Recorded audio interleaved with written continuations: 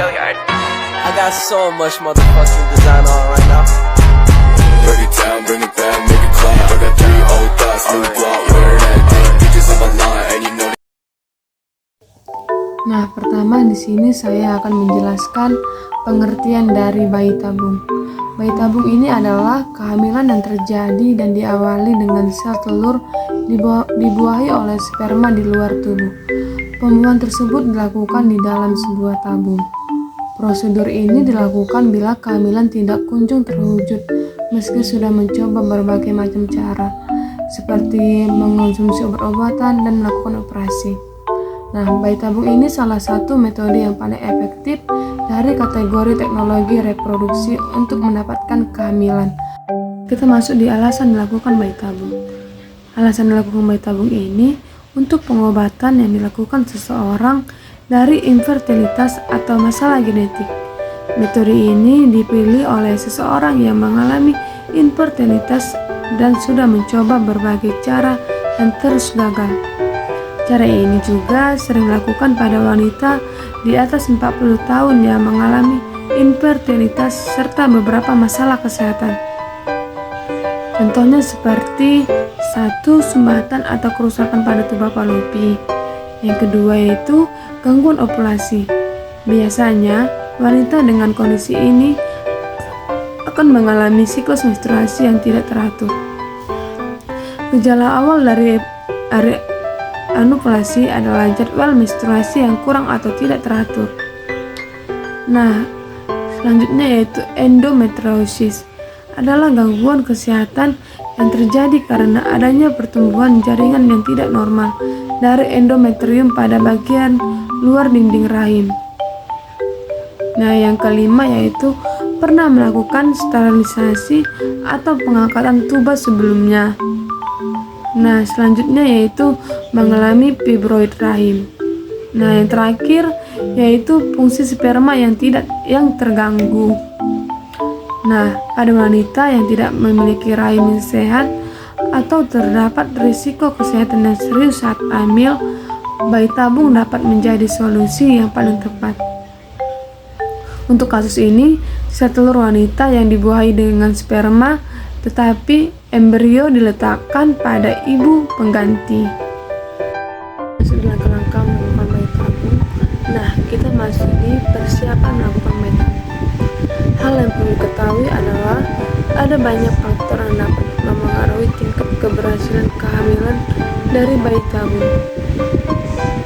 Contohnya seperti usia, kesehatan secara personal, dan pendekatan serta kemampuan klinik selama proses dilakukan. Pastikan untuk mencari klinik yang terbaik dan meminta rincian biaya di setiap langkah. Sebelum melakukan siklus bayi tabung, ada beberapa pemeriksaan yang perlu dilakukan. Antara lain yaitu 1. Pengujian cadangan ovarium. Cadangan ovarium ini akan menentukan bagaimana potensi reproduksi seorang wanita. Cadangan ovarium mengacu pada jumlah dan kualitas sel telur seorang wanita yang sangat erat kaitannya dengan potensi reproduksi. Nah, yang kedua yaitu kita menganalisis air mani. Yang ketiga, screening penyakit menular. Screening ini merupakan proses yang dimaksudkan untuk mengidentifikasi penyakit-penyakit yang tidak diketahui atau tidak terdeteksi dengan menggunakan berbagai tes atau uji yang dapat diterapkan secara tepat dalam sebuah skala yang besar. Nah, selanjutnya yaitu praktek transfer embrio. Embrio transfer adalah proses pemindahan embrio hasil dari sel telur yang sudah dibuahi oleh sperma yang dicampurkan dalam media tertentu dan diproses di dalam laboratorium khusus. Yang terakhir yaitu pemeriksaan rahim. Nah, jika kamu dan pasangan sangat menginginkan kehamilan dan selalu mendapatkan jalan buntu, selama prosesnya. Bayi tabung dapat menjadi solusi yang tepat. Tentunya, hal ini membutuhkan pertimbangan yang matang dari segala hal, terutama kesehatan dan keuangan. Masuk di proses bayi tabung. Proses bayi tabung terdiri dari 5 langkah. Langkah pertama yaitu stimulasi atau disebut juga ovulasi super. Pada langkah awal ini, wanita akan diberikan obat kesuburan untuk meningkatkan reproduksi sel telur. Selain itu, wanita tersebut juga akan menjalani USG transvaginal secara teratur untuk memeriksa ovarium dan tes darah untuk memeriksa kadar hormon. Nah, langkah kedua yaitu pengambilan telur. Kemudian operasi kecil yang disebut aspirasi folikur akan dilakukan untuk mengeluarkan sel telur dari tubuh wanita. Dengan menggunakan gambar USG sebagai panduan, dokter akan memasukkan jarum tipis melalui vagina ke dalam ovarium dan kantung folikal yang berisi telur. Nah, jarum tersebut terhubung ke alat penghisap yang menarik telur dan cairan keluar dari setiap folikal satu persatu. Prosedur ini diulang untuk ovarium lainnya. Nah, langkah ketiga yaitu inseminasi dan fertilisasi. Sperma pria akan ditempatkan bersama dengan sel telur dengan kualitas terbaik. Prosedur pencampuran sperma dan sel telur ini disebut inseminasi. Telur dan sperma kemudian disimpan dalam ruangan yang lingkungannya dikontrol. Sperma ini biasanya akan membuahi sel telur beberapa jam setelah inseminasi. Nah, langkah keempat yaitu kultur embrio. Ketika telur yang dibuahi membelah, ia menjadi embrio.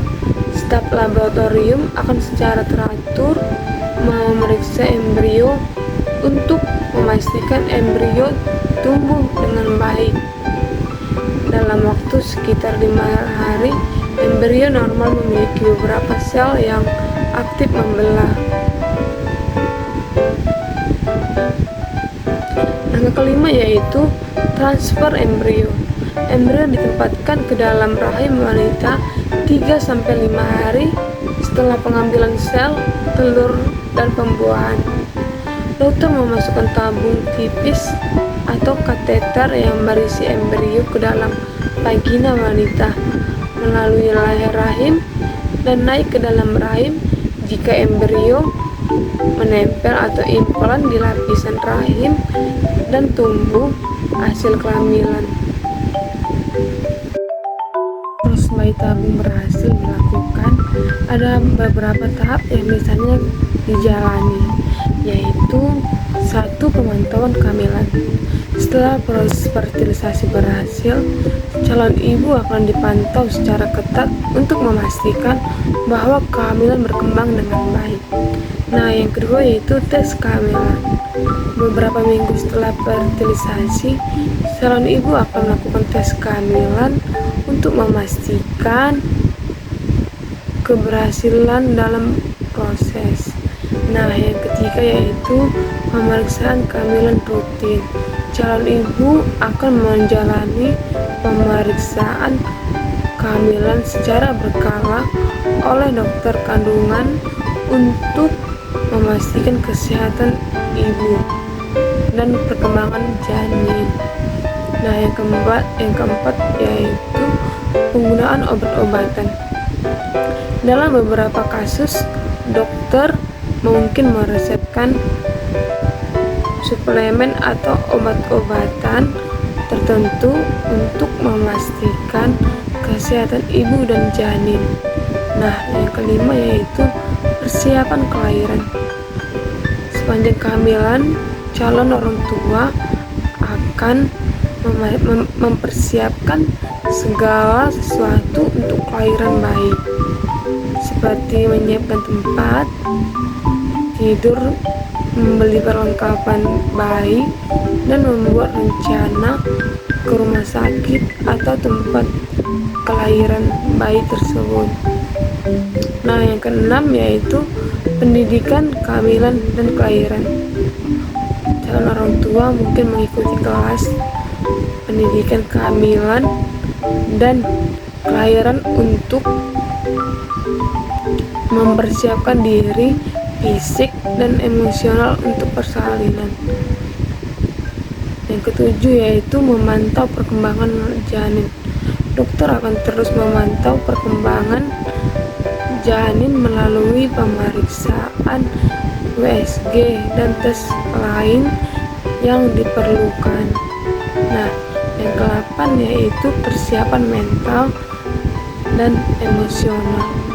Calon orang tua mungkin mempersiapkan diri secara mental dan emosional untuk menjadi orang tua,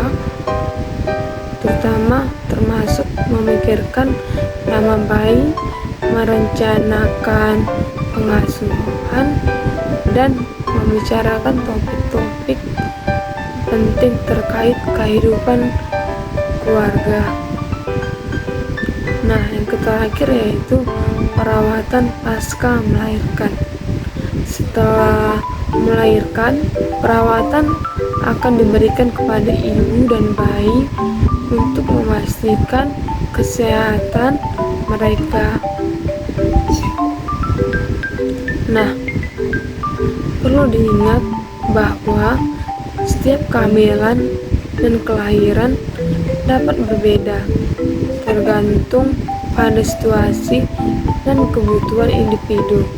Konsultasikan selalu dengan dokter kandungan atau profesional kesehatan terkait untuk mendapatkan informasi dan saran yang tepat dalam setiap kasus ini atau kasus di dalam bayi tabung. Sekian dari saya mohon pamit undur diri. Jika ada salah kata dalam penyampaian materi saya minta maaf. Semoga materi yang saya sampaikan bermanfaat bagi semua orang. See you next time. Terima kasih.